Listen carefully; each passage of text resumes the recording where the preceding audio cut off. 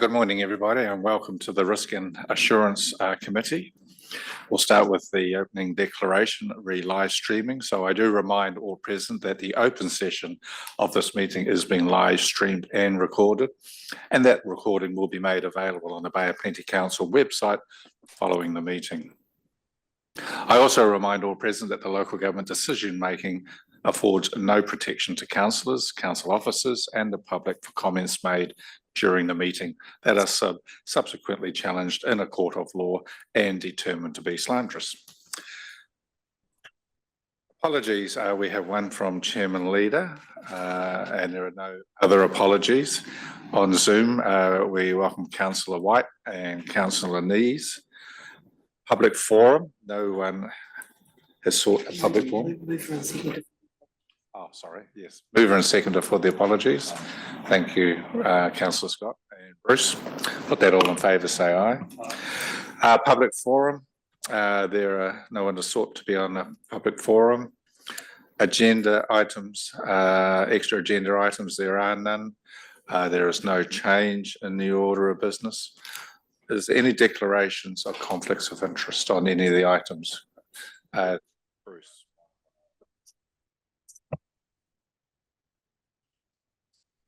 We have in PX a discussion around bird flu, and just remind the committee I'm a member, I'm a chair of the MPI Risk Committee, but I don't think the matter that we're discussing need in the meeting. That be noted. Any others? Public excluded business to be transferred into the open. There is none at this stage. So now moving over to the Risk and Assurance Committee minutes of the 27th of November. And does anyone have any corrections of those minutes? If not, there's a recommendation that we confirm them. Do I have a mover? Thank you, Andrew, and second, Kevin. I'll put that all in favour, say aye. Against, carried. Now moving on to the chairperson's report. That's 8.1, and I'll ask Matt to discuss that. Thank you, Mr. Chairman, and good morning, councillors. So yeah, the chairperson's report provides your forward-looking and backward-looking work programme for this committee. Heading into the last two meetings of this triennium, just set out there our expected work programme for the annual items and cyclical items that come to this committee. So nothing else to add to the report, Mr. Chair. Thank you. So we'll discuss it in two parts. The first part is from page 17, which is the forward-looking. And this is June 25 and September 25's programs. Is there any issues to do with those proposals? Councillor Scott. I guess why is there nothing in December? Is that because it's in the next triennium? Yes, Mr. Chairman. So the new council will determine its committee structures, and that may or may not have a risk and assurance committee, and that will then determine the timing of the meeting, the scope and content of the committee agenda. So we don't put anything in for the new triennium. It may well be that it will be very similar to the current setup, but it will be in the hands of the new council to determine that. Thank you, Mr. Chair. Just in June, last bullet point, setting of rates 25, 26. I thought council set rates as opposed to the risk and assurance. Why is that there, Matt? Through Mr. Chair, so you get the draft setting of rates report to review the process that we've undertaken. So you do that every year just prior to council receiving it to give assurance on the process that's been undertaken. But you're quite right, the final setting of rates cannot be delegated. That's done by council. One question really, it's a follow on from Ron's, which at the point the committee goes out of business on the night of the election. Bring your microphone. There's got to be a vote to do it. Is there anything we should do as a committee to perhaps do a self-assessment on our performance? Should we give some sense of lead to the new council? Quite comfortable with that. The pros and cons of it. I don't see any cons of it. Risk and assurance committees in their various forms are relatively new, probably a decade or so, with independent people on them as well. critical function Yeah. for elected members, that's for sure. I don't want to create work for anybody, Matt. But we've got a very good record here of what we've done, which I think is actually reasonably important. But if there was any sort of sense of the value of that, it might be useful to have that on the record for the new council coming in, would be my question. That's my point. Through Mr. Chair, I can just bring Bruce's attention to the wider governance review that this council is undertaking and in reviewing all of its committee structures and the information that then is being provided for the new elected members that will come forward. So there is a broader review of governance, joint committees, committee arrangements in place as well. But of course, there will be something looking specifically on the Risk and Assurance Committee as well. That's fine, Matt. That's because I didn't realise that. So that answers my question, Stuart. They've got the record, that review's got the record of what we do, and hopefully then a sense of its value. I think it's really important we do reflect on this. You know, we were a little light, and I acknowledge Councillor Scott on this, in our financial reporting to the public on a more regular basis. So we've filled that gap now with some very good high-level data and further detailed access to elected members, literally in a real-time situation. So, you know, sometimes you can take things for granted, I guess, and we don't want to do that. So we're always reviewing what information we actually need to complete our role.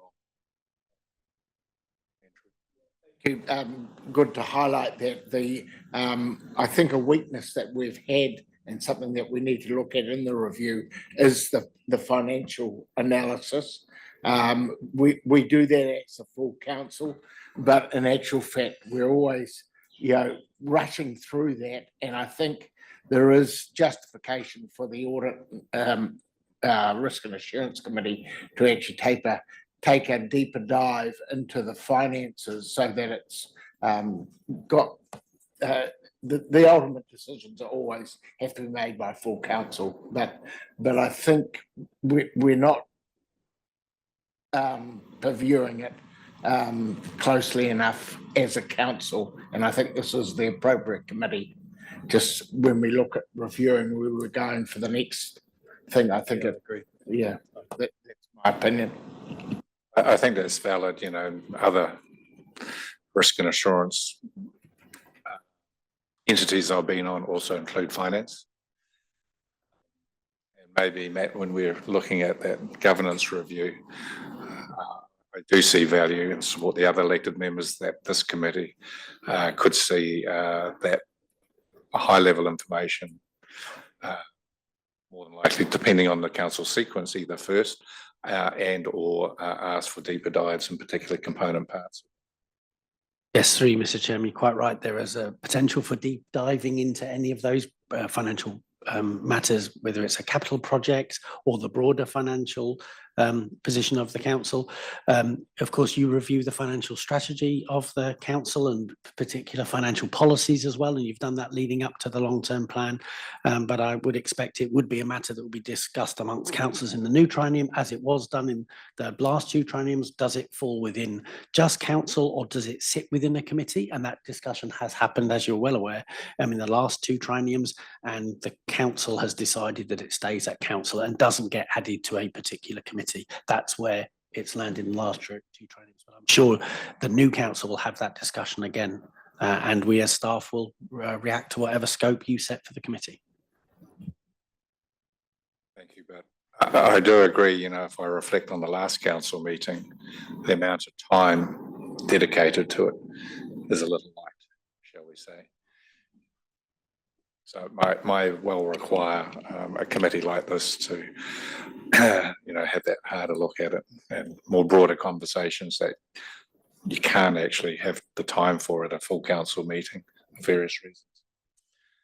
Okay, thank you for that. Now, we also have, of course, in this paper, subsequent completed work programs going back to 23 and 24.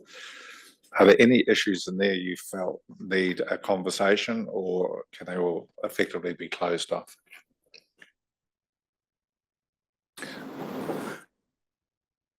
So we'll now confirm the chairperson's report. that it be received, and I'm happy to move that. Second, Andrew, I'll put that all in favour, say aye. Against, carried.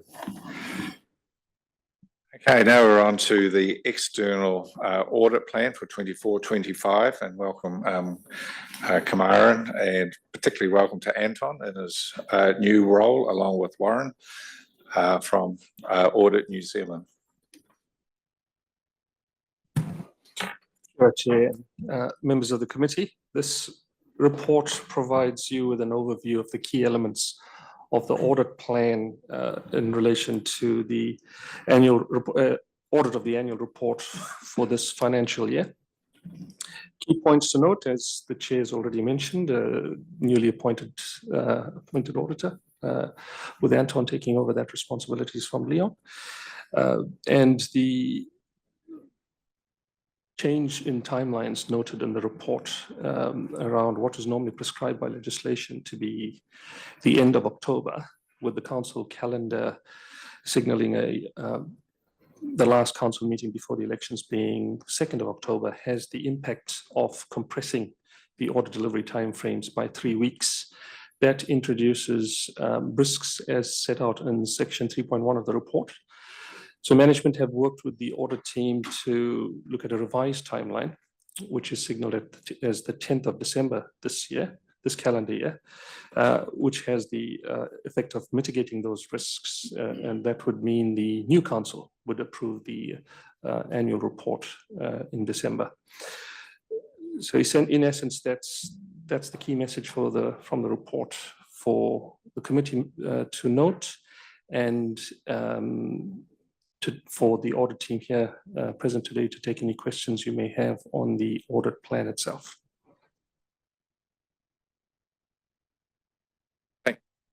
Thank you, Kaman. Look, that is a significant issue, which, we don't like being in that position, obviously, but I don't think we're the only one in New Zealand to be in that position. And I do acknowledge that to rush it even further runs the risk of errors, things being missed. So it's a trade-off, ultimately, isn't it, to be rushing it, not necessarily getting it 100% right, as opposed to not so much taking your time, but giving yourself enough time to get it right. Questions of either that issue and or any other issues in the matters of emphasis that Audit New Zealand will be considering in this report? And we have had the opportunity informally to meet Anton and Warren, the chair and I think Matt, you and your team have also met them, also to start off the conversation and around the issues to be considered. Right. I understand the reason for the extension, and I accept that there's probably no better decision to be made. I suppose I reflect on when I first arrived and was asked to make a judgment on something I had no part of. And is there any, so what do you see as the risks of that? What do you see as a way of making sure that we're not asking people who are ignorant of the situation to approve something, and where's the belts and braces in there? So one of the things we'll be planning for prior to the end of this triennium is to provide a progress update on the annual audit process at the last Risk and Assurance Committee meeting prior to elections, to give the Risk and Assurance Committee an update on where things are at, in key risks, and the delivery outlook at that point in time, ahead of adoption in December. So the level of comfort is the fact that if someone new arrives, they've seen that at least the previous people said, this looks as good as we can see at the moment. That would be based on the progress to date on the annual audit and the level of the annual report document at that point, and the risk associated with completion at that stage, so that the committee has that visibility and is able to provide endorsement if at all at that point. Anton and Warren, do you want to comment from a national perspective and what's happening on the national scene that you've been asked to consider and how that filters down to this report and the parts in this report that you'll be looking at more closely.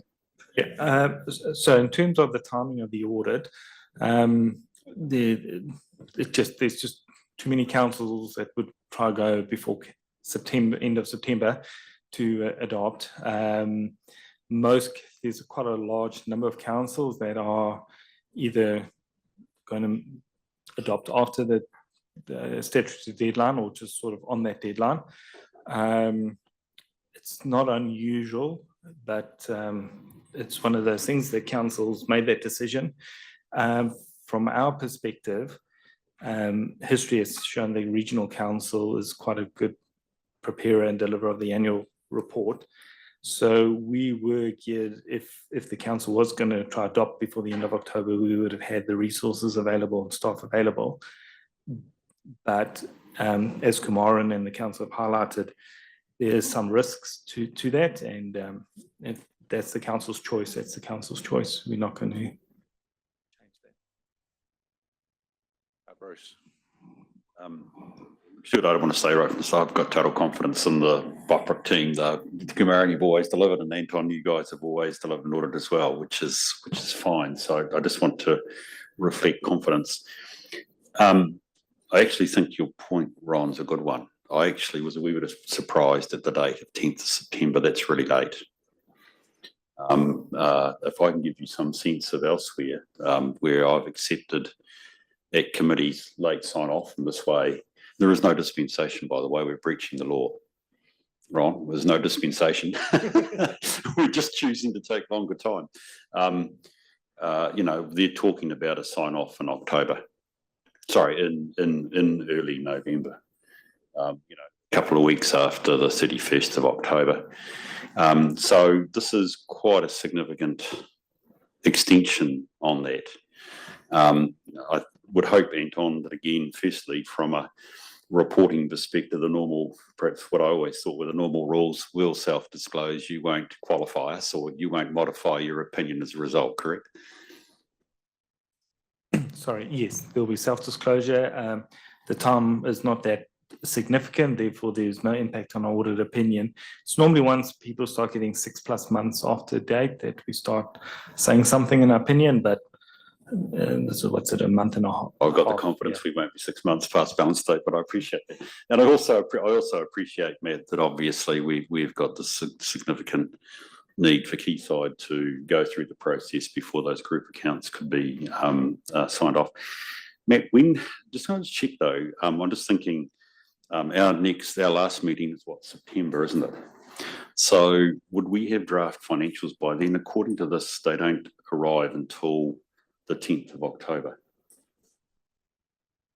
Through the chair, yes, there would be an initial draft set of accounts available for the committee to consider, along with an accompanying cover report on the state of the audit at that stage and the outlook for delivery there for the December deadline. That's going to be important. I think the other thing, if I could just provide some advice, is that I think we also, I know it's early in the process, but I think this is the point, Ron, coming back to your very wise point about actually a new council, regardless of who's around the table needing to sign off. We should actually have a look at the letter of representation, the draft letter of representation in September as well, because that's where we're making, well, it's where Anton and Warren are looking for representations. We've dealt with all internal controls being tickety-boo. There's been an absence of fraud, all those sorts of things that we have to sign off on. I think it's only fair that the old council gives a lead to the new council that, as far as we know, at the whatever date in September we meet, that actually there is nothing that should cause them to have problems to sign that letter. That's actually the tricky one. If there are new members around the table. Thank you. Thank you, Bruce. It is a procession because ultimately we have to wait for the Port of Tauranga accounts. That feeds into Quayside as a group, and then Quayside feeds into this council as a group. So it's many parties involved. Okay, is there any other questions or queries over the whole report? If not, we have sorry, yeah, Kevin. Oh, just on page 43, Mr. Chairman, it deals with materiality. You've got a chart there, Kamaran. I just don't understand. It says materiality in all of them. It's either 8% of result or 5% of the result. Can you just explain to me, because we have KPIs of what maritime should deliver and regulatory compliance should deliver through their KPIs through the year, but I just don't understand what's 8% of a result mean? Sorry, I can answer that. That's from an audit perspective, what we would consider material deviation from the result. So, number of public transport trips taken. If you said the target, sorry, I can't remember off the top of my head, let's say it was 1 million trips, and you had 999,000, but you reported it as 1 million, would 1,000 really impact your view? Maybe not, or 1 million and 1,000. But if you started getting more than 5%, we're saying, well, actually now you are materially misleading the results. Yeah.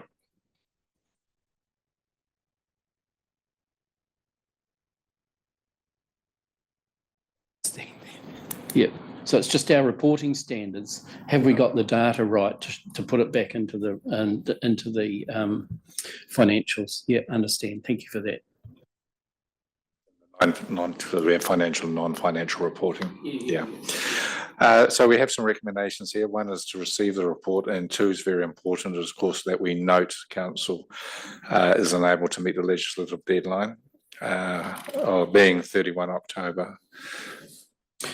Mr. Chairman, do we need in there a recommendation, like Bruce said, that we have some form of reporting, draft reporting back to the September, just to say we're all tickety-boo, and that this council signs off on the best information at the time as part of that? Do we need that in the resolution? Thanks, Kevin. Ron actually just asked you that Well, question. I said I'm very comfortable when Kamaran and Matt have heard our the plan. I'm comfortable. Yeah, because it is in your work program for Whether it needs a September. resolution, Yeah. I'm pretty relaxed. Because it will be coming to September meeting, because it's in your forward work plan. So it is already there and specified as a report, as Kamaran said, that will come to your September meeting. So you already have that on your forward plan. I think the only thing there, Kevin, I better just please make certain you also bring the draft letter of representation. But I don't think, Yeah, that will be in the hands of if the auditors, for instance, haven't prepared that and we're not ready for that, we wouldn't necessarily be able to bring it. We would hope to be able to bring the intention in the letter of representation, but it may be that that's not ready or prepared at that date. So that will be dependent on how well the audit goes. I'd probably differ slightly, Matt. I agree with you in one sense that actually it's way too early to have a draft letter of rep. It won't be the finalised one, but there will be a set of standard representations. We know now that we are most likely going to have to sign off on, like internal control, like fraud, like disclosing all information. But there could well be matters between the whatever date in September and the 10th of December, which could affect that letter. And I mean, quite frankly, that's when you are reliant on the new council to deal with that. But I think we need to be thinking about what those standard representations are that need to be made to give as strong a lead. It can only be as good as we have on the day to the new council. So the best draft that we have it might only be just a standard letter of rep, Matt. It may not have any additional. In fact, I don't even know whether we've even had additional requirements for disclosure in the past. But you know what I mean. If they come later, they come later, and somebody else has to deal with it. Yep, I can provide closer to the time a standard letter of rep. I just wanted to highlight. So before we forget, this year you've got greenhouse gas emissions disclosures in your non-financial reporting. In late 22, the Office of the Auditor General communicated that there will be emphasis on matter paragraph in every audit report where entity reports greenhouse gas emissions. The reasons behind that is that the scientific knowledge and methodologies to determine greenhouse gas emissions is evolving and it's not precise. And that's whether that measures material or not. So I just wanted to highlight that now so that in December, when you see that emphasis on matter, it's not a surprise. Thank you for that, Anton. So that would also include our other group? To Um, support and. Yeah, Quayside? so Quayside and the port, and they are a financial markets authority reporting entity. They have requirements that they have to report it. So we'll, I'm assuming there must be, I haven't worked too far with KPMG on that side yet. But at a council level, we haven't chosen it as a material measure, but there will be emphasis on matter just because that. At a group level, we'll just see what flows through from the work that the external auditors do. But considering they do it on behalf of the Auditor General, I'm expecting something, but clarify with them. I'm pretty sure they're all over that. Thank you for that. And Matt, I'm just thinking about that because of the timing. As you're closer to it, you might want to talk to the chair about making sure there's a report to full council on the audit process and where we're at, and any information we have, because this is not full council.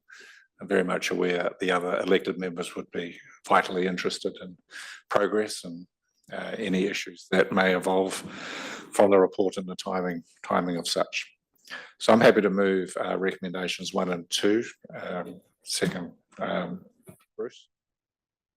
Any further discussion? If not, I'll put that. All in favour say aye. Against, Aye. carry.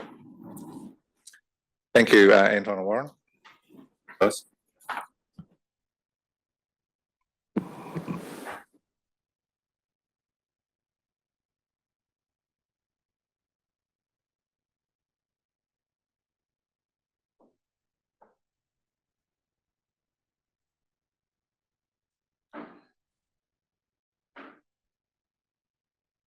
So now we have a very important report that's coming to us. A lot of work's gone into this, and I want to acknowledge Stephen and the whole team that have put it together and are going to report to us. So a warm welcome to you all.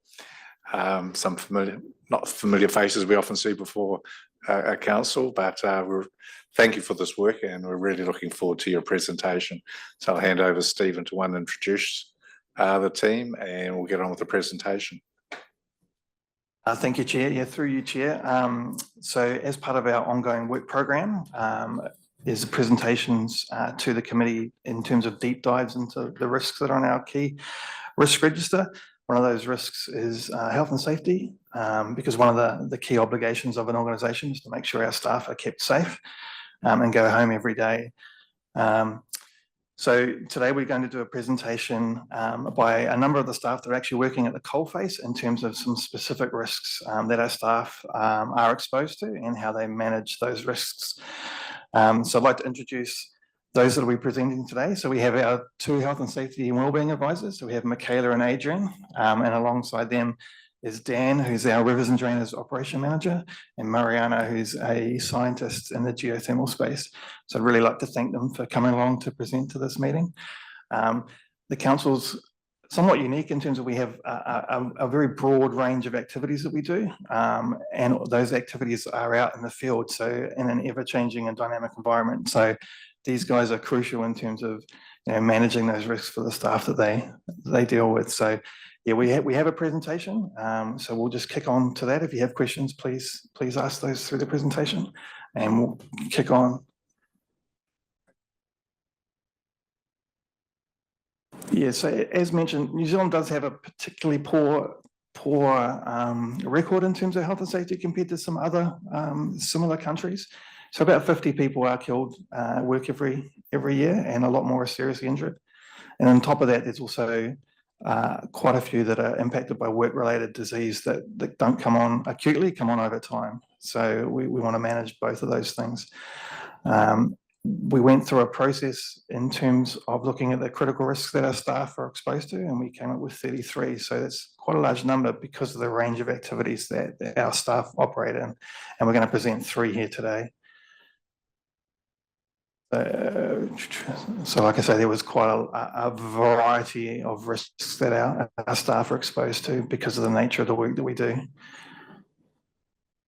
I'm going to hand over to Dan and Adrian, who are going to present on one of those risks in terms of mobile plant. First one we're going to talk about is mobile plant. So I'll just click into this. So we have 10 teams across council that are exposed to the risks of working with mobile plant. And just by way of an explanation, so mobile plant is plant that's powered or self-propelled. It's like vehicles and equipment that usually under the operation or control of an operator. We've got multiple examples across council of different types of mobile plant. You can see from the photos there, so we've got tractors and high-ab trucks and forklifts and mowers and airboats and LUVs, like utility vehicles. And all of those have various risks that we'll talk about in a second. In terms of New Zealand's record, Steve mentioned we've got a really bad track record in health and safety. So we have around 50 people that die every year, and a lot of those are involving mobile plant, and people are significantly injured. So some of the risks around that are rollover. So that's when you're getting a machine that's literally rolling over, and WorkSafe are currently investigating 2 fatalities that occurred very recently where 2 excavators rolled over and the operators were submerged in water, and as a result were killed, which is really sad. So lots of risks there, people being thrown from mobile plant, being hit by falling objects, collisions with people, plant or things, crushing injuries, entanglement injuries, there's noise as well, and burns and things like that. So lots of risks around mobile plant. So we've got a few interesting facts and information. So I've talked about 10 teams being exposed to the risk. We have lots of training that we do for each piece of plant. People will have various licenses already and have come to the organisation with those, and we also train them. We've got life-saving rules in place where operators must wear seatbelts when they're operating the plant. We're not allowed, we don't let people remove guarding when they're working on the plant, and we don't allow cleaning, service or maintenance without those pieces of plant being isolated or shut down from power. We have safe job procedures in place as well, which itemise the tasks involved in operating that piece of plant, all the risks, and we use that to train people and deem them as competent when they're working with that plant. We've had various incidents in our organisation involving mobile plant. So that one there is where an excavator got stuck. Second one, we've had trailers disconnect from a vehicle. We've had excavator where a boom has taken out some power lines. The little circle there, you can't see the power lines, but that's, that was power lines, a little bit hard to see. And we did have a digger rollover at a pump station when they were clearing weed out. So luckily in that case, it was a shoulder dislocation, but was pretty scary. Operator had to get out of the cab and break his way out. So we do have incidents across our organisation. So I'll hand over to Dan now, who's going to tell about how his team actually managed this risk in practice. Thank you, Adrian. Morning, everybody. Oh, it's quite loud. So here I've got a couple of slides of a job completed probably about a year ago now, and the top part of the presentation there, plan, and plan some more. So the planning stages, the site assessment, the methodology that we adopt, and the machinery selection is key to getting these jobs done safely. The job safety analysis, identifying services and including all the staff in getting these planning stages put together is absolutely key as well. Once we've done all the planning stages and we've selected the plant, we've got out there to start doing work. The hazard identification starts again, and we carry out pretty involved daily toolbox site assessments. Anything can change overnight in between the planning and getting to the job. So it's doing a dynamic risk assessment is what we call it, which is constantly addressing your environment. Every time you bring a new piece of plant or equipment or materials to the site, it changes again. So you've got to be vigilant at all times and making sure your controls still stack up as they did in the plan at the beginning.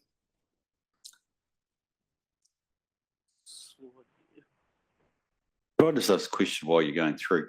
Do many of our mobile plants are operated by sole operators? In other words, there's just one person with a mobile plant on the job, or is there often, more than one person involved in a site? Yeah, so at times when we're carrying out various functions, yeah, definitely one person on site, and that's where little bit similar to probably working on the water, 3 forms of communication. All our machinery is GPS. There's phones, in-reach devices if they're at a cell reception, so we can see where they are at all times. And there's also for lone work in remote areas, there's check-in procedures as well. Have people operating mobile, I suppose, when you, the broad definition, mobile plants, it means actually everything from your utility vehicles, etc. So often it will be a sole worker with a piece of mobile plant operating. Can be at times, yeah. Okay, yeah.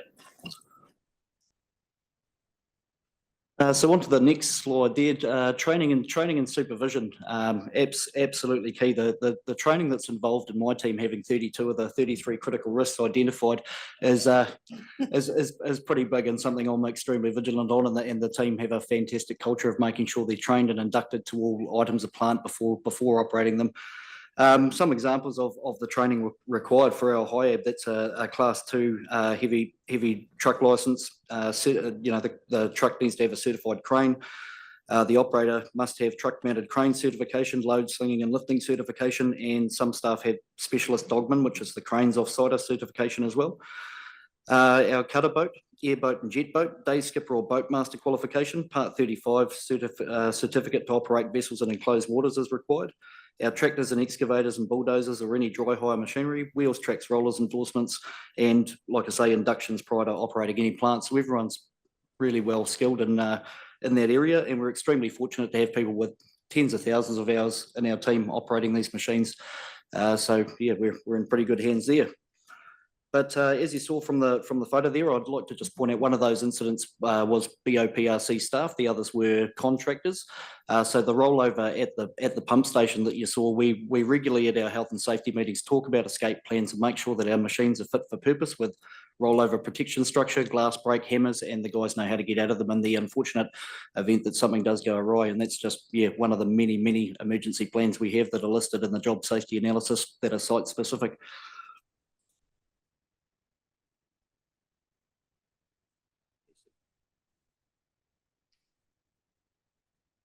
Oh, thanks. You mentioned culture. I'm just wondering, in terms of both our employees and the contractors that you use, what would you say because sometimes the challenge is, everyone's had those certification, they've been through the training, they know what's correct. And then there can be a culture of, oh, it's, health and safety gone mad, and sort of like, it's not cool to be super vigilant, I'm really experienced, I know what I'm doing, I don't need all that stuff. Have you found over time that that's improved? Would you say there's potentially still some of that needs improving? Is it more so with contractors coming on? What's the scope of that in terms of the culture of really believing in health and safety? A measure might be when the boss is there, the helmet goes on and the seatbelt goes on, but when the boss isn't there, they don't bother, sort of thing. I would say, in my opinion, that the culture has vastly improved over the years, and I think having a focus in a health and safety team set up to keep driving us forward in that space and keep us ahead of industry best practice, and the safeguard updates we get of everything that's happened nationally is sort of helping the guys understand the real importance. So with regional council staff, an absolutely fantastic culture. Everyone understands it and gets it and follows the policies and procedures. With our contractors, much the same. They're all what we call SHE pre-qualified. So they have to apply to get on our pre-qualified contractor panel and prove that they've got these health and safety systems in place. And also we have staff out in the field carrying out regular inspections of their health and safety practices. So if they've got internal problems with their culture that they're voicing there, we're not seeing it. They're following procedure out in the field, definitely.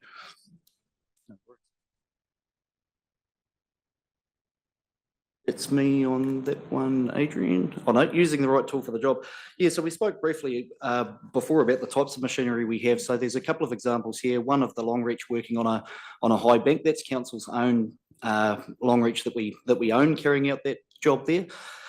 Could use a smaller machine lifting buckets of heavy rock and overreaching. And of course, when you reach down with an excavator, the center of gravity goes up. So you increase your risk of toppling over. So that's on a wide track frame and perfectly suited for the job it's doing there, which is restabilizing one of the banks on in the drainage scheme of the Rangataiki. To the right there, we're replacing the recently refurbished Orchiddy gate structure. Yep. So they're all back in place now. In the past, we've used to have access to a lower bench and use a slightly smaller crane, and that was to keep an extremely minimal cost down. But we've lost that access down to the bottom now due to various structures being built there. And that big crane there can just do the whole job from one position, no double movement, and you can see most of the operation staff around there working on the ground. So the crane comes with its own lift plan, dogman, spotters, and then we carry out the attaching of the gates when they're reinstalled. So yeah, using the right tool for the job is absolutely key. It's people overextending machinery's capabilities that often ends in an unfortunate event.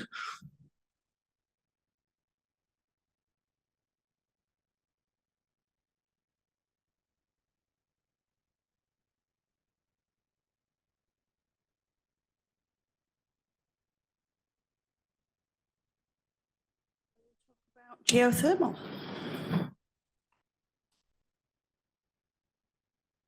So within the organisation, we have 12 teams that are exposed to geothermal. We have multiple risks. We have falling into hot water or hot ground, resulting in burns and death, collapsing of ground or other features, including tomos, which are sinkholes. There's potential for the hydrothermal eruptions.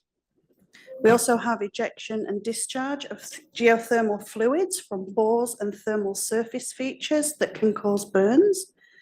Burns from touching hot pipes, and also exposure to geothermal gases, such as hydrogen sulfide, which is highly toxic, transparent gas that can paralyze your breathing system and kill you in minutes.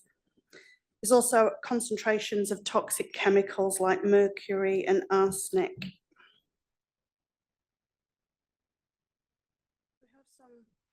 We have some interesting facts and figures. So the geothermal resource in Bay of Plenty is made up of over 10 geothermal areas, including the Waimangu, Rotorua, and Tauranga and Kawarau systems. The surface features can include geysers, mud pools, hot springs and pools, fumaroles, and hot ground.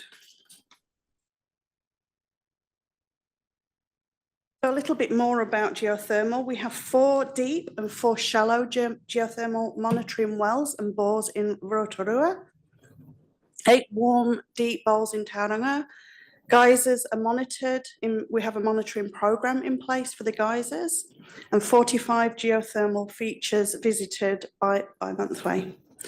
We have robust well management plans in place, which Mariana will speak to shortly. Around training, Mariana and myself worked with an external provider to develop and deliver some geothermal training to our staff, which we call the Geothermal Fieldcraft course. This involves a classroom setting and also a staff visit the craters of the moon, just close to Taupo. 15 staff have completed this training, and it's also followed by refresher training. So some incidents we've had reported was that unexpected temperatures reached when drilling a bore in Te Puke, and a failure of a geothermal well where there was steam leakage. So WorkSafe was notified around that.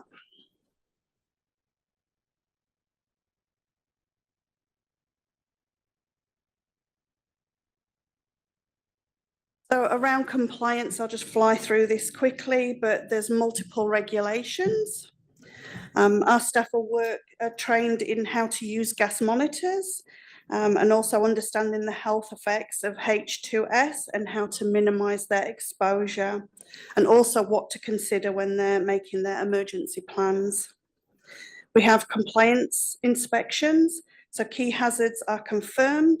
The key hazards there, are confined and semi-confined spaces, hot pipes, accumulated energy. Again, this is all well understood by our teams and predictable.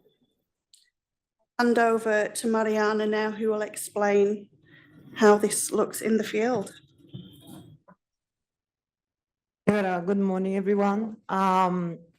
Yeah, so I work a lot in the field, especially monitoring geothermal surface features with my colleagues at GNS Science, and for bores, normally we work with NIWA.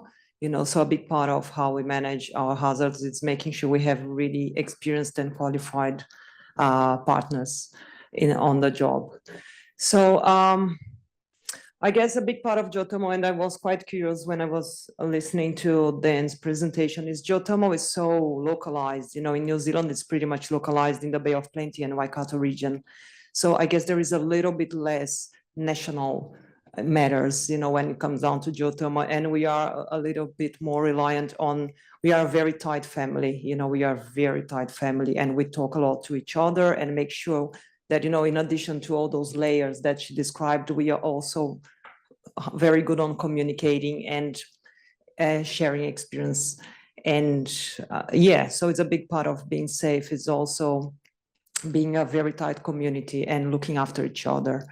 So I think the first thing, your first point of, your first port of defense is actually know your stuff and know how to read the environment and be experienced and know where you're going and know who you're going with. This is your first, measure to keep yourself safe, is having field experience and doing the paperwork as well. Stay in small groups, 3-4 people maximum in the field. We don't take big crews, it's just not appropriate because, it's just, you can lose your balance, someone might move and, your backpack hits someone and poof, and you fall in a boiling hot spring. So it's a key part of it, making sure we just go out in the field in very small groups and we know each other really well and the limits of each person. So we know the area, we know the features, and we are acutely mindful how they change over time. So another key line of defense is observing features over time and knowing their history and being in approaching the site as it's your first time there. Never, become complacent. You always need to be on top of, where you're going and be mindful of changes that can happen quite quickly. You got to be fit for the job. And when I say fit, is not just physically, it's mentally. Geothermal thermal areas can be a place that I've seen people feeling really uncomfortable with. It's hot, it's a lot of steam. So it triggers some natural instincts, I would say, in people that they just don't feel well in that environment. So we are always, making sure that the person that is doing the job is fit physically, but also mentally. So you don't start making poor decisions and have all the training that she described. And also, in the end of the day, no data is more important than yourself and your mates. So if the environment is changing, you just don't go there. There is no point of putting yourself at risk to get at other point. And if in-house we don't have the expertise to do a job, we just contract out. We don't. I'm pretty proud on how we manage the science in terms of contracting out, and just be very honest. This is beyond our capabilities in-house, so we get GNS to do, for example. Sorry, I went a little bit longer than I expected.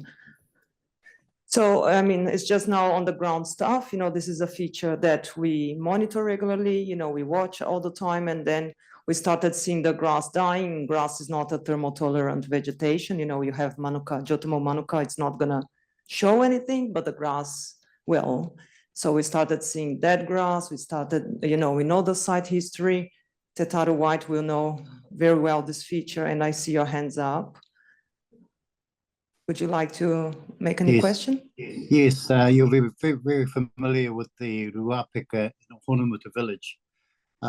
Quite a cultural important pool, and that has been, the mouth of which has been sedimented up, and the local iwi want to clear it, and there'd be signals that no, you can't do that, it's too dangerous because the boiling point is only about 1.5 meters below the surface. So in that type of situation, have you had any you've obviously had experience with that place. Can I ask for your view of that? Because there's a sense that, no, it's high risk, you can't reduce the risk, then all bets are off. At some point, the iwi will need to understand and know that, apart from the emotional contact and connection with this particular place, do you have a view at this stage? Maybe it's an unfair view to ask you at this point.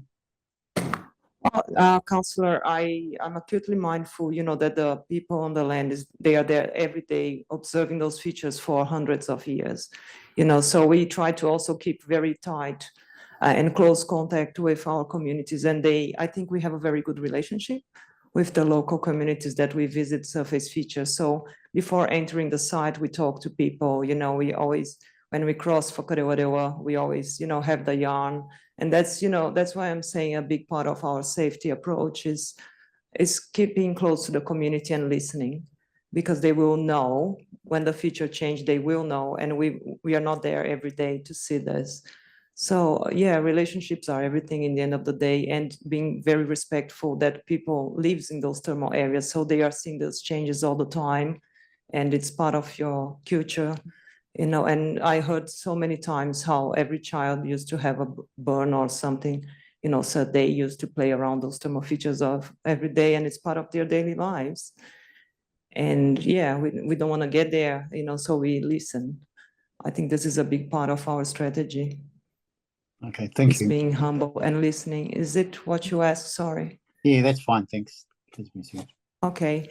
Thank you for your question. And yeah, so we started approaching that feature with care, and then suddenly, boom, the feature went poof, and we had a little hydrothermal eruption there. So, it was pretty good that it validated what we were watching and importance of being careful. I need to probably speed a little bit. So geysers, we have a geyser monitoring program, which is key because it's a high profile feature that has a huge value for our region, like the Pohutu geyser and Te Tohu, which the geyser on the left. So it's okay to be around those magnificent features. How do we play the video? Sorry. There is a video, I'm not sure, I'll try. Well, oh no. So, as probably Councillor Tataru knows really well, those geysers are really predictable. We are pretty comfortable with them, but Kereru is a different beast. It's a very unpredictable geyser. So when we go there, we are quick. It's a very fiddly. We go, we sample, and we are out, and we are very, very mindful of the signal. So, we treat every feature as an individual feature, and we need to know them really well. Unfortunately, there is a video that didn't play. So, geothermal, there is no room for complacency, and we treat the environment with huge respect. So when we approach features, we test the ground with a probe that will test temperature and the bearing capacity of the ground, so we avoid collapse. That's Whakarewarewa. It's been in the news, this one. It's when that elderly lady unfortunately fell in a collapsed ground, and the husband tried to take her out and ended up falling in as well, which caused some horrific injuries in her legs. So we are mindful of that the pebble cobblestone show like ground deformation and asphalt not. So we even look at the pavement when we are walking around roads. Unfortunately, it was showing, but it was the WorkSafe process showed that, it was a matter of how it was fenced. So as I said before, dead vegetation, as you can see there, the grass died, but the Kanuka didn't. So we are mindful of vegetation response. We always prepare sampling away from the feature and don't just approach the feature when we need to sample. And as I said, it's just having a nice community around you, using our high-vis and protection, and make time to pass knowledge to each other, because in the end of the day, knowing the features is one of your first line of defense. So this colleague on my right, Thomas, he's been doing Rotorua for the last 10 years. He passed a lot of knowledge to me, and I've been passing to Nicole as well. Hydrothermal eruptions, it's beautiful, but they are dangerous. Big ones like the top ones don't happen all the time. And they are unpredictable, but it's something we are exposed to. The bottom one is Quirao to 2001, I think, 2003. That I heard that the tourists started seeing that feature there, that blue, getting bigger and bigger and bigger, and then poof. So they happen. And, you know, we try to be aware of ground shake and those things, but it's part of doing geothermal. I'll better go a bit quicker. One thing I'd like to say is we are mindful of how we can bring technologies in to keep ourselves safer. So we use thermal infrared camera to detect hot ground. We use drones in one site that became dangerous and unapproachable, but it cannot replace approaching those sites by foot. I don't want to give the impression or idea that, you know, drone monitoring is going to replace ground monitoring, because it won't. We can't measure anything. We pretty much can take a photo. So, and might get a sample or a temperature, but all the attributes we need to monitor cannot be done by drone. Yeah, so this video played, and thermal infrared as well. So this is the drone carrying a temperature probe to that site that is on that valley over there. I might need to speed up because I spoke more than I should. Look, there's no need to rush. This is very interesting. So Is it? We want to see the whole video? yeah, take as much time as you want. Is it? Okay. It's pretty cool. So I'm going to show. I think it's pretty cool. Do you want to see? Yeah. Ah, I lost it. Go. Oh, yeah. So I hope you might not see, but there is a little drone. Oh, you might see now. Yeah, there it is. And honestly, like, it blows my mind how the operator managed to drop that probe hanging in this drone, right in the surface feature that is pretty much this big.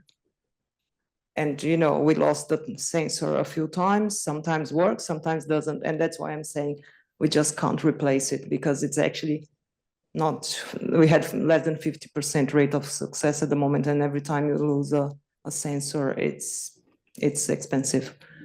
So, you know, we had more than 20, 30 years of practice in monitoring surface features. And as she showed, there is no work-safe process on people falling on them.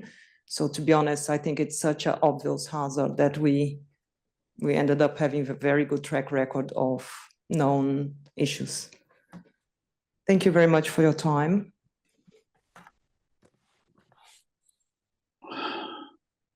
On to our third critical risk, tree felling. Right, so this one is one of our task risks, and we've got 5 teams exposed to it. And obviously it's around forestry work, which is cutting down or pruning trees.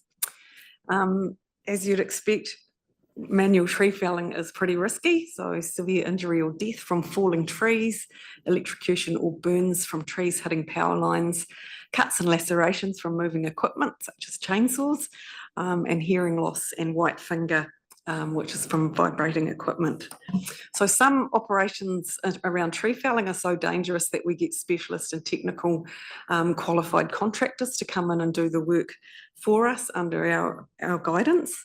And Dan's going to talk about some of the controls we've got in place around the right unit standards and competency assessments and things like that, and making sure we've got spotters in place and two-way communications.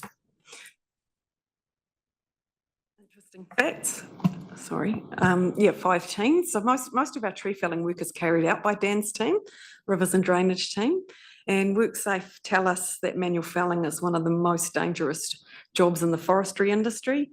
Over a 10-year period, there were around 51 deaths in the forestry sector, and about half of those were from manual tree fellers. So they're like around 300 times more likely to be killed at work than any other workers. We have lots of training in place. 14 staff have had that. We've had several incidents, which we'll talk about in a second. And we've had WorkSafe visit one of our tree felling sites. So the picture at the top right there is a tree that fell across a site. So it wasn't our workers felling the trees. It was they were working in that area and a tree fell across the site. The other one there is some chaps that you wear when using a chainsaw, and the chainsaw nudged the chaps, and the chaps did their job, and the worker wasn't injured, which was great. And we've had other incidents around unstable trees, but no one injured, which is fantastic.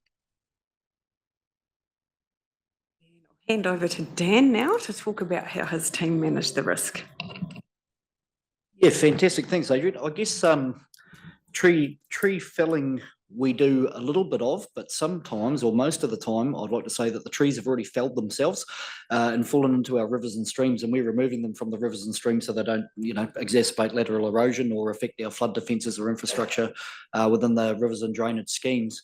So the slide on the right there, you can see one of our chaps there. That tree fell into the Waifeto stream and was absolutely blocking it up. You can see the clouds in the background. Wasn't a pretty day, so it had to be removed fairly urgently. Felling a straight up and down tree that's been thinned to waste and is growing in a nice straight line is one thing. Felling trees that have already fallen and have different kind of compression and tension issues going on is another. So you can see off to the right there that's we're just limbing that up, machine assisted, so nothing can bend or crack as Marcel cuts through them. Eliminating the hazards wherever possible. On the left there, yet again, that's the council's long reach excavator. We've actually fitted a tree shear to the end of that to help minimise and eliminate a lot of the hazards that we have out there. So let's work on removing the people from the harm completely where we can, and that's what we're doing. So that also has some other added benefits as well. But there's a 2 tree length rule of when you're felling a tree that you have to mitigate all hazards within those 2 tree lengths. So we're taking the top out of the tree there, which has kind of made us not have to get traffic management on a very busy road there at a huge expense. There's not the opportunity for it to fell the wrong way and fall into a adjacent property or into the river that's on the left there. So yeah, like I said before, utilising the right tool for the job and keeping ahead of industry best practice and what we can use to keep people out of harm's way is what we're all about with that machinery. And the digger on the right there's actually got a grab bucket on it, purpose built for grabbing hold of trees. I think I've only got the one slide on this one, Adrian, but I'll talk a little bit about, so yet again, like I said, with the mobile plant, the planning stages are absolutely key. There's a lot of planning that needs to go in before you start felling trees, and machinery selection is extremely important as well. Same as I think Mariana was saying, know your limits and know when to contract something out and get some really big gear in there. We don't have a huge number of rivers and drainage ops staff that are qualified as high as maybe 3 or 4 of them, but everyone has their basic chainsaw certification and handling. But we are very fortunate to have people that have been in the forestry industry for a very long time, that are extremely well qualified and probably could take off and start their own forestry business if they wanted to with the qualifications they've got, and they came to us with those. So very fortunate to have them on board.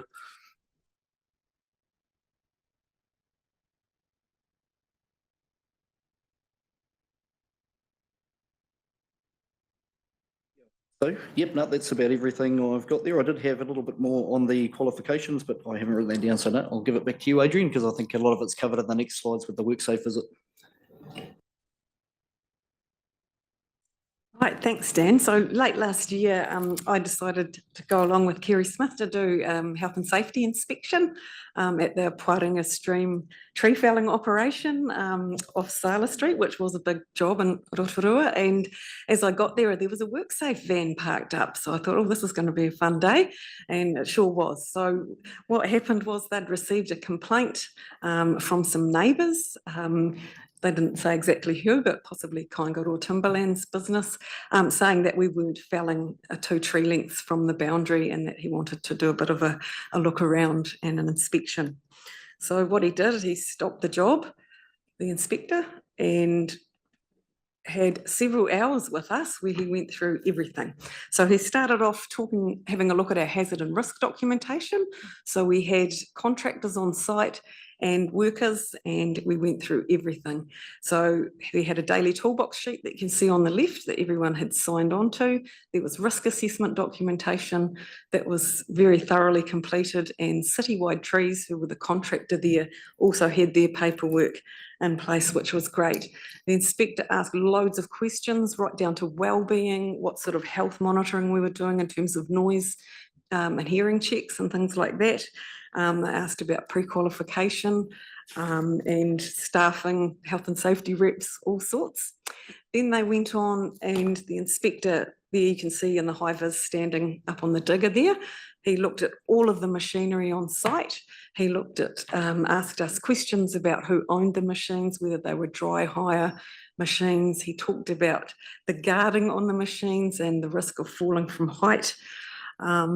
Talked about everything. He gave a demonstration on how to fell trees and inspected all the PPE, and did a bit of education stuff as well. Also had a look at the layout of the work site, and I'm happy to say, look at all the signage and everything. We had spotters and cones, traffic management, everything was in place, which was great. He did have some concerns about the layout of the work site. So you can see on the right-hand side, there's a business there. I think that's Kaingaroa Timberlands, but he was concerned about whether emergency vehicles could access that business and how we could get in and out of there in terms of loading trucks. And talked about, you know, consultation with neighbouring properties and residents and things. So after quite a few hours, had been through everything, and happy to say we got a lovely letter saying that there was no enforcement action required and we were doing everything that we could have done, which was fantastic. So it's a testament to Dan's work and the work of the contractor that we had everything ready to go and we could answer all their questions, but they can show up at any moment, so it's good to be prepared there. So I thought that might be us. Any questions on the presentation? Thanks very much for reporting on that, and I'm sure sitting in behind the presentation is a lot of other detailed work. Are there any questions, Kevin? That you're missing one risk: assault by the public on staff, contractors, and ourselves. I know when I was on the maritime team, I was a warranted officer ready to hand out breaches of bylaws. And you can tell when the heckles go up on people when they're about to get a fine or a breach of bylaw, which results in a fine.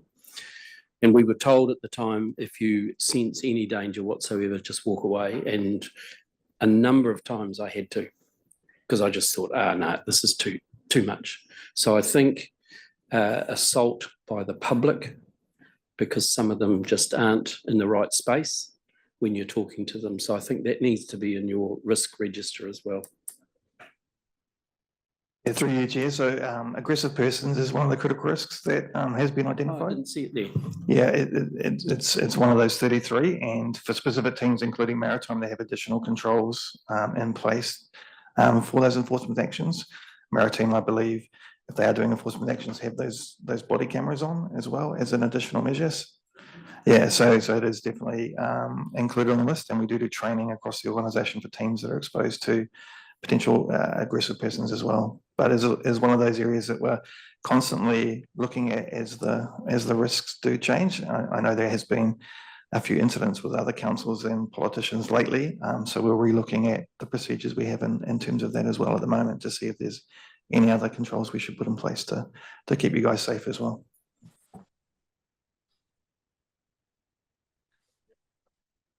Thanks, everybody. I do appreciate that. And as a little boy from the deep south, Miranda, I'm very interested in the geothermal risk, which I haven't come across in any other local authority that I work with. So intriguing to know it. And I'd say, Dan, as a tree owner, but unqualified, don't come to my site, please, and look at how I drop trees. It's the last thing you'd be wanting to do. Steve, I'm very interested actually in a couple of controls around this risk. And so I'm reflecting on page 56 and 57. So that's our statement of the high level risk. One of the things that interests me, and Adrian, you've hinted at that you happened to be on the site that day. There was a WorkSafe thing. What's our program, Dan? It probably occurs for you with your mobile plant and your workers. Do we have a scheduled program of of auditing, of checking that our folk, our staff, our contractors are doing it right? Or was it just by chance you happened to be there? You know what I mean? That day it was by chance that I Yeah. happened to be there. So we do occasionally go out and audit mainly our work sites, but not so much contractors. Our contractor managers or owners of those projects would do that monitoring. Is that sufficient? Can I ask, sorry, that Maybe sounds ask the boss challenging. now. What I'm trying to reflect here is if I go back to the Health and Safety in Workplace Act, we have an obligation to verify. That's why I'm interested in how much we do or don't do and how planned we are in terms of actually verifying. The otherwise, you know, I get the toolboxes and the SHE qualifications and what have you, but there's a level of obligation or onus on us, dare I say it, on responsible officers as well to verify. And I'm just wanting to know how we verify, Steve. Yeah, so through you, Chair. So it is done mainly through the managers and the contract managers in terms of going out and monitoring those work sites. It is an area that we're looking at improving in terms of actually documenting that, because we know it happens and it's done on a regular basis, including from the health and safety and wellbeing advisors go out on those sites from time to time. Like Adrian said, she was going out to check that site because it was a big site, but it is an area that looking at how we can actually document that better in terms of monitoring that so we can show that does occur on an ongoing basis. I know within the contract managers, they build into the contracts what that monitoring process will look like, and they do record those when they do go out and visit those contractors, but it is an area that we're looking at. So the next question, Steve, for me, and it's probably flows on from yours, Kat, is around culture. And you mentioned in the paper the Health and Safety Committee. So I get the good culture on the ground, going back to some of the things that you've both said around your risks. How does the Health and Safety Committee work, and is it effective in creating an overall culture in the organisation of health and safety first? We get a lot of engagement with the health and safety reps in the committee. The culture doesn't just belong to them though. A lot of the culture comes from the leadership, and including people like Dan, who's not a health and safety rep. He has been in the past, but he's not a health and safety rep. But he's a manager of the team, and the culture of his team comes through the talks that he's giving and the example that he sets. And also comes down from the leadership team in terms of the questions that they are asking. And as Mariana said, one of the keys is that if it's not safe, don't do it. And so that's a message that comes through all of the managers and through the organisation that, people come first. And so if it's not safe to do, you need to stop and not do it. And that's a message that's been, it does come through the committee as well. So we have those discussions in the committee, and it goes through the reps in terms of putting that messages and that culture out to their teams. But we get really good engagement from the health and safety reps. We have around 30 odd, across the organisation, and get really good engagement. Brilliant. So look, my final question, Steve, again, going in this case back to the actual risk schedule. I totally agree. When it happens, it's always going to be bad. So the impact is going to be generally high. The critical question is, can we reduce the likelihood, which, it sounds like we're relatively successful at. We state here at the bottom of page 56, what further steps could we take in the future?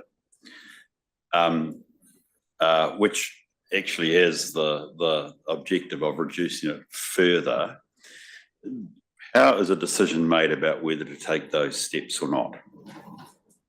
We're actually already working on those steps. So they're it's specifically around the contractor one as well. There's a big project ongoing at the moment in terms of the work in that space. And those other areas are an ongoing thing in terms of, built into our program. So I guess it's not a we're not doing those. It's they're a work in progress at the moment in terms of enhancing that, and enhancing those activities and putting some more beef behind it.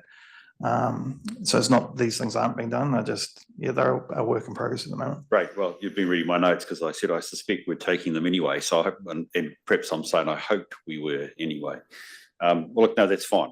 Because I want to encourage that, because I think I guess you can't go lower than one. One would be a very desirable position to be in terms of likelihood. So that's absolutely fine. Thank you, Stuart. And thank you to the team. Thank you. Just for Jane, as an aside, This has a focus on prevention, but when it does happen, what training does the staff have for first aid and CPR and, after the event? Because, an accident's an unplanned event. You don't plan one, but they do happen. So we do put a lot of effort into first aid training. So all our staff that are working out in the field, one of the requirements is that they're first aid trained. And those staff that are specifically mostly field-based do an outdoor first aid training as well, that's specific to working in the outdoors. We also do offer first aid training across the council for anybody else to do in terms of the standard first aid training. So we do have a large number of the staff that are first aid trained. Councillor Neese? Thank you. Can you hear me? Because I'm having a bit of trouble with my microphone on my computer. Yes, loud and clear, Jane. Yeah. Okay, thanks very much.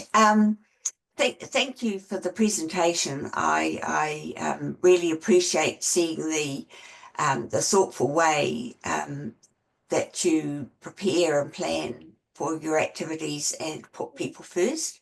The question I have is not so much about what we're doing in the organisation now, but what you are thinking about the proposed changes to the Health and Safety Act, which seems to be scaling back on some of the expectations on businesses. So are you all over what's proposed, and do you plan to put in a submission on it? So we are aware of the announcements that come through our Comply Watch program. We get updates from the legal team in terms of what's being proposed in that area. I would say that we are waiting for more information in terms of the major changes. The changes that have been announced to date don't have a massive effect on what we're already doing. It seems like they're just confirming things that are already in place. In terms of what's already happening in the health and safety space. So we like I say, we do get updates in terms of what those changes will be, and if there is anything that we think will affect how we manage health and safety across the organisation, we will look at those. I would say that though, even if the requirements legislatively change, doesn't mean that you therefore reduce the requirements in terms of health and safety across the organisation, because ultimately, even if there was no health and safety legislation, it's still the obligation in our view that we want to make sure we do what we can in terms of keeping our staff safe. So I would say that the legislation is a minimum standard, that it shouldn't be a target in terms of that. So if it does change, that doesn't mean we'll reduce and expose our staff to more risk just because the legislation changes. Yep. Oh, thank you. Really impressive. Great to hear from you all. I've got two questions. The first one was going back to when WorkSafe came, and they mentioned something about community awareness, or I can't remember the words you used, but I was I suppose just checking in as to the process of you're about to go and do some work in an area, there's neighbouring businesses or residents. Presumably you have a kind of procedure where all the people neighbouring are informed of what's about to happen and given a time frame. The neighbours were all consulted with. Yeah, okay. And there was, he was just asking us whether we'd done that, particularly for the neighbouring businesses, but he also talked about residential properties as well. So I don't know if Dan can answer more on what happened, but we had certainly I mean, that's done fine. I just was checking in. I was sure that that's what you were going to say, but just because he brought it up.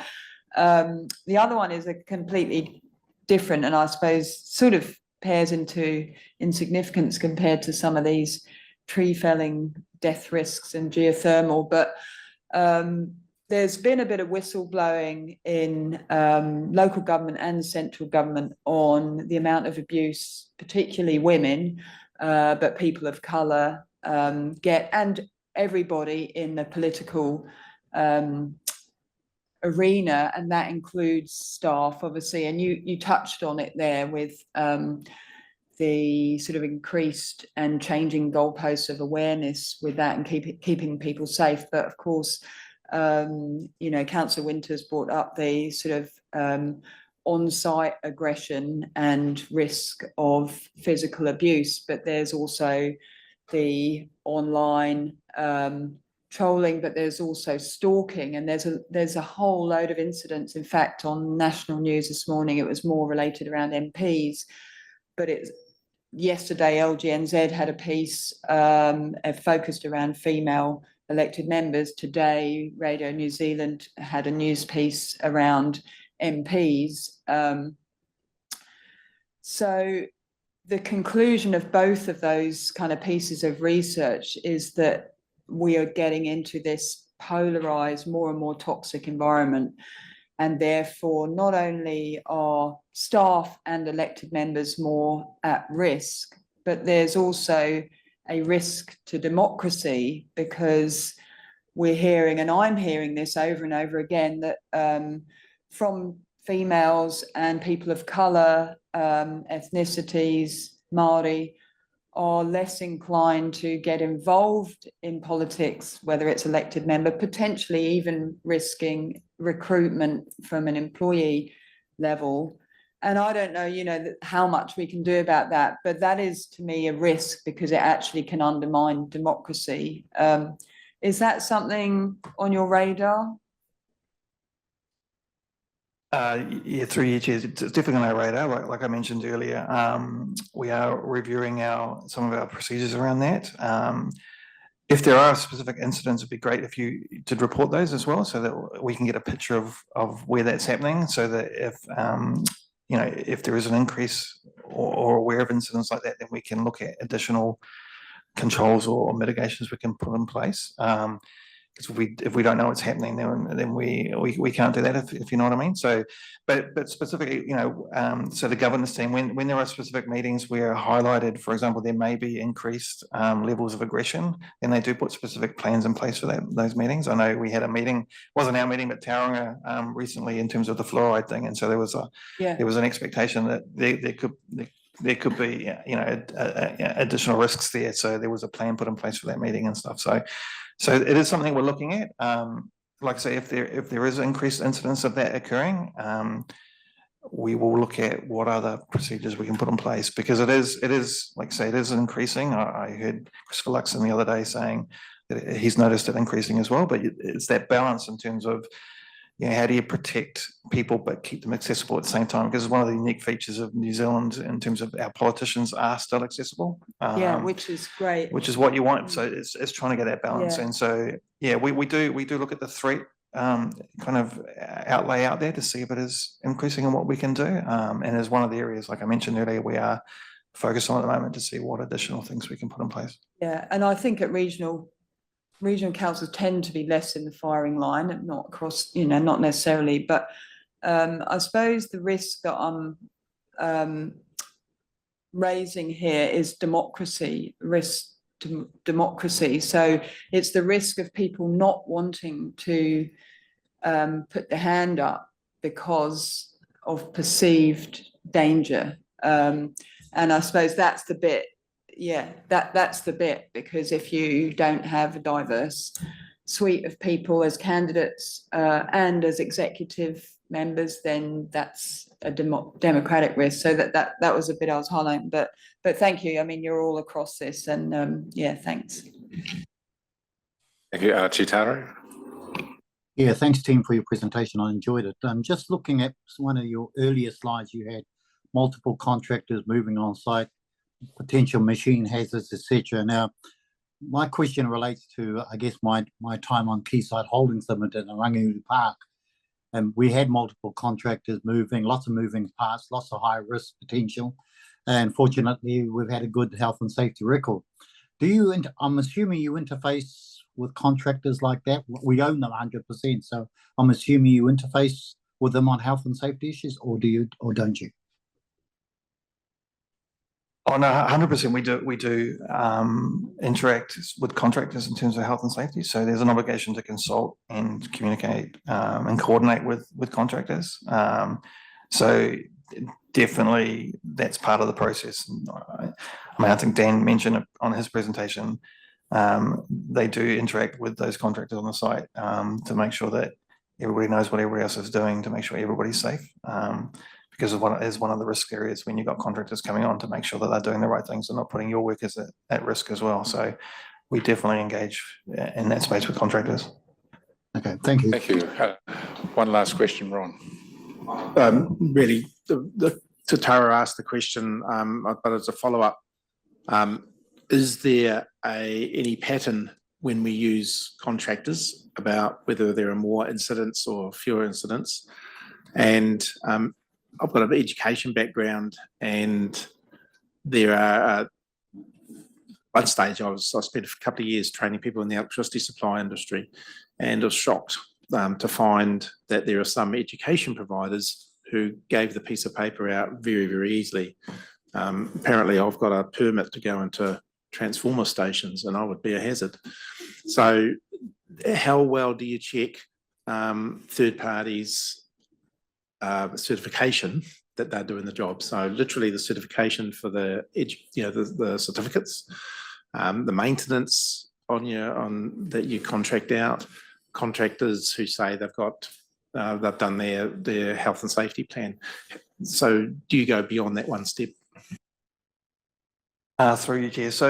So there is a process for contractors in terms of, as Dan mentioned, the pre-qualification stage in terms of checking before they engage in a contract, that they have those systems in place. And then part of that as well is the monitoring that happens to the contract manager, checking to make sure that what they've said that they would do, and they do have the plans in place and that type of thing. And then there is also part of the contracting life cycle is a post-contract kind of review in terms of, like, has there been a significant number of incidents, and therefore we shouldn't progress this contractor further in terms of additional work. So if Dan could maybe talk to a bit, like, if there's a contractor that they notice is not doing the right things, then they won't engage that contractor in the future if that review. Wait to the end of the contract to make that sort of decision? No. If the monitoring shows or the observation shows that the contractor is not doing the right things, then they'll stop that work immediately. Yeah. Look, thank you very much. That's been a fantastic presentation, and always assuming it's always work in progress. So want to acknowledge your team's work in both doing the deep dive and reporting to us. Thank you very much. So, councillors, we have a recommendation that we receive the report. Thank you. Moved Andrew, second Ron. I'll put that. All in favour say aye. Against, carried. Thanks. The last report in the open part of the agenda is our internal audit report, and we have Stephen and Clive here to talk to that. It's been a substantial tidy up of a few loose ends to close off a number of these work plan reports. So over to you, Stephen. Good morning, Chairman and committee members. I'll take the internal audit update paper as read, and happy to take any questions. Are you happy with the progress at the moment of those still in progress? And what were sort of some of the issues with the ones that needed to be totally complete that just required some finality to them? I'm extremely happy with the progress that's been made. We've worked really hard with managers to make sure that we break the back of these outstanding recommendations. The way we approached it was to look at the appropriateness of the recommendations. I believe that some of the historic recommendations were aspirational. Probably, given our budget constraints, were really unable to be implemented in full. So we've had a look at those, considered the risks, and especially in the ICT space, those recommendations have now been moved into a business as usual situation. So they've ended up on the priority list within that department, but other priorities have superseded them. so not all of them could be implemented as had originally been envisaged in some of those audit reports. Some, for example, in procurement, there is a plan to revisit some of the policies and procedures there, and they're sitting as outstanding recommendations now, but they have been planned to be looked at in the future. And then there was some really easy wins, for example, in sensitive expenditure, where there was recommendation for more training of staff, and management have been proactive there. They've provided a frequently asked questions paper, which has been put up on Te Rai, and there's regular notification to people in the daily email that they should go and look at these. So there's this continual prompting. Any other, oh, Andrew, sorry. Yeah, just page, whatever it is, 63 of the report. Finance, investment and treasury is a work stream that doesn't have anything assigned to it at this stage. And it's something that I've been asking for all of this triennium, recognising, especially with our CCO, the developer risk at Rangiuru. But generally, I think, you know, I'd like to get a feel from you. It's showing nothing on there. You've recognised it as a potential risk, which is good, but there's no work program. No, and I've come in and picked up an existing plan, and I'm systematically working my way through it. So we will get to it, but we're not there yet. I'm just a bit concerned from a risk point of view that with the amount of borrowing that has been undertaken for that development, and I'm not saying there's no disparaging comment, none intended, but it must be a major risk on a risk register, and I'm concerned that we've got this far down the track and nothing has progressed. Yes, the risk's been identified, but nothing's been progressed on that, and I would seek assurance that work gets underway. If you could give us a time frame, to give us some comfort. It's obviously not going to happen likely. You tell me. Thank you. Based on the work program that we have at the moment, if we stuck to this program, we would probably be looking at July or August would be the timing for that work. Through Mr. Chair, it just hasn't started yet. So it is in the work programme. It is the next cab off the rank to be started in terms of scoping, identifying the sponsor for the work. So that will be done in this calendar year. As Clive said, he's been getting on with the other programmes of work, which were already in train. So we will get to it, and it's the next one on the list of reviews to be done. And the intention is that all these audits on this work program are completed before the end of your training, so that they'll be completed before so not even this calendar year, but before the end of this cycle. Yeah.